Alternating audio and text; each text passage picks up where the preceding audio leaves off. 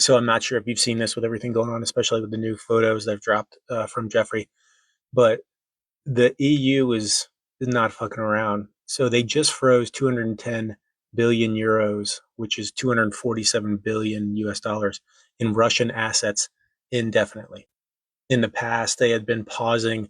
They had been voting every 6 months about what to do with the money, but that opened the door for Russian friendly countries like Hungary to veto what to do with the money.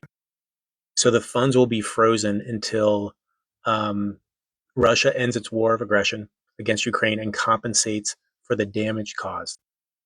And this came a few hours after Russia filed a lawsuit against a company called Euroclear, which is the central securities depository that holds those assets. And that's in Belgium. And so Belgium in the past had been worried about this because they were getting all these lawsuits. I think it was like up to 100 lawsuits that they were dealing with because they were the central kind of cog that was holding all of this money. And there had been a plan last week to propose a $79 billion pound loan for Ukraine, where secured against the Russian assets that were immobilized in the EU, and it was blocked by Belgium because they feared a bunch of lawsuits and the seizure of Belgian assets in. Then there are a whole lot of things going on with this. Uh, Multiple countries have agreed to help Belgium in the event that they are affected by this, but this opens the door to start using these funds to to borrow against them to support Ukraine and have Russian assets support the Ukrainian war effort, which is fucking great. But there's also a part in here which directly screws Trump. So if you remember, he came out with that 28-point peace plan, which was basically a Russian wish list, like given by the Russians. And point 14 was where some of the money would, like 100 billion, would go to Ukraine. Um, the EU would support another 100 billion. A bunch of it would go into a joint U.S. Russia peace initiative where that money was never going to get out of Putin's and Trump's pockets. It wasn't going to go anywhere.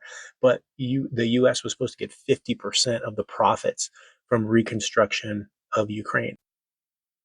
And so this absolutely shoots a hole in that scheme where Trump and Putin were going to profit big time. Putin was going to profit in that he was going to get that peace plan pushed, which meant Ukraine could never join NATO.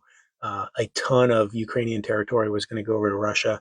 Like he was going to come out as the winner in that peace plan that he pushed to Trump, and Trump pushed on the U.S. Public. And now Trump's not going to get his profit, this sweetener, this big deal out of this.